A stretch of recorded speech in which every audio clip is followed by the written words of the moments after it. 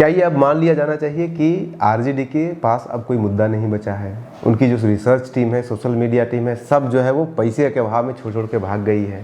ऐसा इसलिए मैं कह रहा हूँ क्योंकि अभी 2 घंटा पहले आरजेडी ने एक ट्वीट किया है और उस ट्वीट में इलेक्टोरल बॉन्ड का मुद्दा उठाया है। इलेक्टोरल बॉन्ड में उन्होंने मुद्दा उठाया है कि कैसे 2023 में जेडीयू, जो उनका शब्द है, उनका शब्द ही आप पर देख लीजिए कि जेडीयू इस देश की एकमात्र ऐसी पार्टी है जिसे इलेक्टोरल बॉन्ड के जरिए भूत प्रेत और भटकती हुई आत्मा ने सैकड़ों करोड़ का चंदा दिया। हादसा यह है कि सुप्रीम कोर्ट द्वारा पूरा डिटेल उन्होंने दिया है, जो कि आप खुद पढ़ सकते हैं। मामला पूरा सीधा सा ये था कि इलेक्टोरल बॉन्ड जब जारी हुआ सुप्रीम कोर्ट के आदेश से कि किसने किसको कितना पैसा दिया है भाई जारी कीजिए, तो सारे पार्टियों ने अपना अपना ब्यौरा दिया। तो उस पार्टी के अलग अलग ब्यूरो में जो जेडीयू का ब्यौरा था उसमें 10 करोड़ के बारे में लिखा हुआ था कि ये 10 करोड़ इलेक्टोरल बॉन्ड के रूप में उनके पार्टी के कार्यालय के पास वो बॉन्ड किसने ला करके, जो बॉक्स होता है उसमें ला कर दे दिया, उन्हें नहीं पता है। क्योंकि इलेक्टोरल बॉन्ड पे नाम नहीं लिखा रहता है किस आदमी ने आपको दान दिया है, तो उस पर नाम नहीं लिखा था, किसने ला के दे दिया हमें नहीं पता। हमें इलेक्टोरल बॉन्ड मिला, हमने जाकर के कैश करा लिया और ये 10 करोड़ का था। बात बिल्कुल ठीक है। तो पहला तो सवाल ये उठता है कि आरजेडी ये 2023 का मुद्दा क्यों उठा रही है। ये एक सवाल बनता है कि अभी इसका क्या रिलेवेंस है। उसके ऊपर आप डिबेट कर सकते हैं, उसके ऊपर आप रिलेवेंस दे सकते हैं कि भाई मुद्दा बड़ा था तो उठा ही सकती है, बार बार उठा सकती है, उसका कोई सोल्यूशन नहीं, आज तक कोई जवाब नहीं मिला है। लेकिन उससे बड़ा इंपॉर्टेंट सवाल ये है कि अगर जेडीयू 10 करोड़ रुपया एक ऐसे अनजान, हालांकि प्रोविजन है उसमें, बताने की जरूरत नहीं है, कोई भी दे सकता है भाई, किसी के दरवाजे के नीचे सहला के दे सकता है, तो वो उसके लिए आप किसी को अदालत के सामने कल्प्रिट नहीं साबित कर सकते हैं, किसी को दोषी नहीं साबित कर सकते हैं। मेरे घर में कोई 100 रुपया अगर दे देगा तो मैं बताऊंगा सरकार को कि हाँ मेरे घर में 10 रुपये किसी ने डाल के चला गया, लेकिन मैं उसमें दोषी नहीं हो सकता। तो पहला चीज़ ये हुआ। दूसरा इंपॉर्टेंट ये है कि अगर जेडीयू को 10 करोड़ रुपया एक अनजान आदमी ने आकर के दे दिया इलेक्टोरल बॉन्ड के रूप में, और वो अपराध है, वो अनैतिक है या वो बिल्कुल गलत है, तो फिर आरजेडी ने लगभग 35 से 40 करोड़ रुपया शराब बनाने वाली कंपनी, शराब का बोतल बनाने वाली कंपनी, शराब को बेचने वाली कंपनी, शराब का डिस्ट्रीब्यूशन करने वाली कंपनी से कैसे ले लिया, और वो भी उस राज्य में राजनीति करते हुए जिस राज्य में 2016 से ही लगातार शराबबंदी, पूर्णतः शराबबंदी लागू है। एक राज्य जहाँ पे कि शराबबंदी लागू है, वहाँ के किसी पार्टी को 35 करोड़ 40 करोड़ रुपए अगर शराब से संबंधित कोई भी कंपनी, एक कंपनी नहीं 10 कंपनियां अगर आपको पैसे दे रही है, तो फिर ये तो आपको जवाब देना चाहिए कि ये कैसे संभव है। भाई कोई भी कंपनी अगर किसी भी पार्टी को चंदा देती है तो यही सोच के देती है कि हम पार्टी को चंदा दे रहे हैं, हमारा उस राज्य में जो है वो बिजनेस है, तो सरकार हमारे साथ जो है वो पॉजिटिव एक फीडबैक रखेगी। सरकार जो है हमें कोई परेशानी हमारे लिए खड़ा नहीं करेगी, हमारे प्रति जो है वो पॉजिटिव रहेगी। भाई एक शराब कंपनी क्यों देगी बिहार में, ऐसे राज्य में जहाँ पे ना शराब बन सकता है, ना बिक सकता है, ना उसको डिस्ट्रीब्यूशन हो सकता है, कुछ भी नहीं हो सकता है, वहाँ के लोगों को क्यों देगी जब उसकी कोई फैक्ट्री है, उसका कुछ बिजनेस ही नहीं है यहाँ पे। तो सब अगर आप सवाल उठा रहे हैं अज्ञात व्यक्ति के द्वारा इलेक्टोरल बॉन्ड देने का, तो फिर ये भी सवाल उठाना चाहिए आपको। जेडीयू तो ये पूछ सकती है ना कि, और ये मामला जो है वो एक बार नहीं, विधान परिषद के अंदर नीरज कुमार कई बार इस मामले को उठा चुके हैं कि इलेक्टोरल बॉन्ड जो इन्होंने शराब की कंपनियों से लिया है।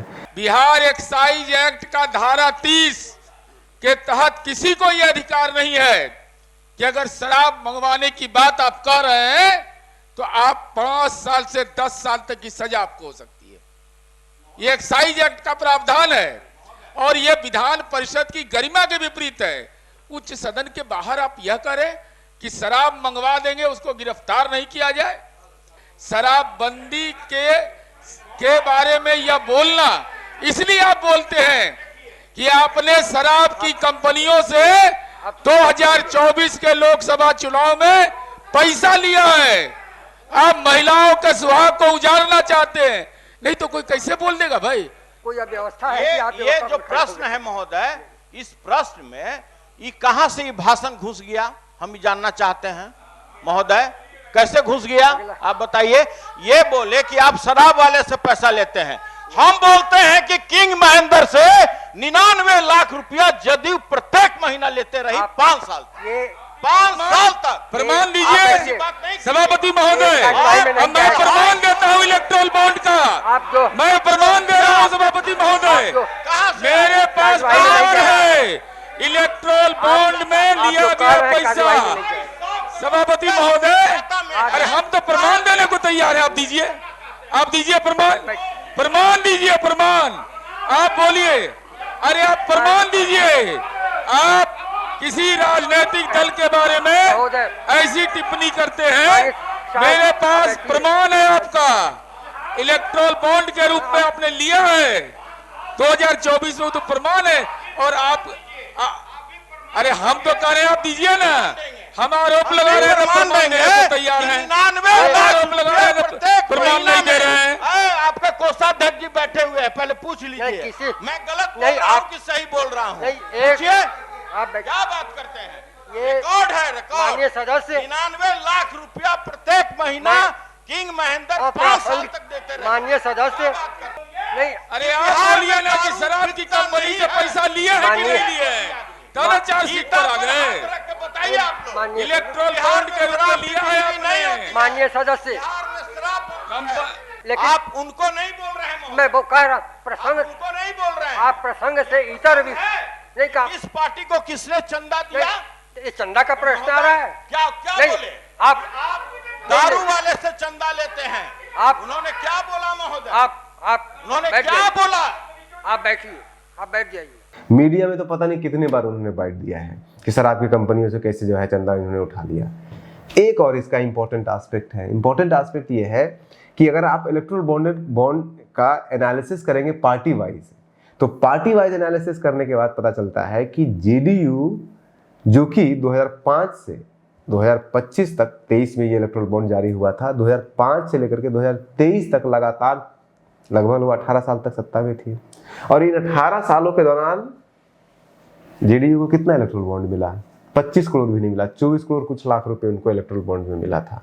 और इसी दौरान आरजेडी सत्ता में कितने, आरजेडी कहती है 17 महीने में हमने वो काम कर दिया जो 17 साल में ये लोग नहीं कर पाए। तो 17 महीने में आपने वो भी कर दिया कि 17 महीने में आपने उतना इलेक्ट्रोल बॉन्ड ले लिया अलग अलग कंपनियों से जो कि जेडीयू 17 साल में नहीं ले पाई। जेडीयू 25 करोड़ भी नहीं ले पाई और ये 80 करोड़ रुपए से अधिक का इलेक्ट्रोल बॉन्ड आरजेडी को दिया गया, जिसमें से लगभग 30 से 40 करोड़ रुपया सिर्फ और सिर्फ बिहार के अंदर शराब से संबंधित बिजनेस करने वाले कंपनियों के द्वारा लिया गया है।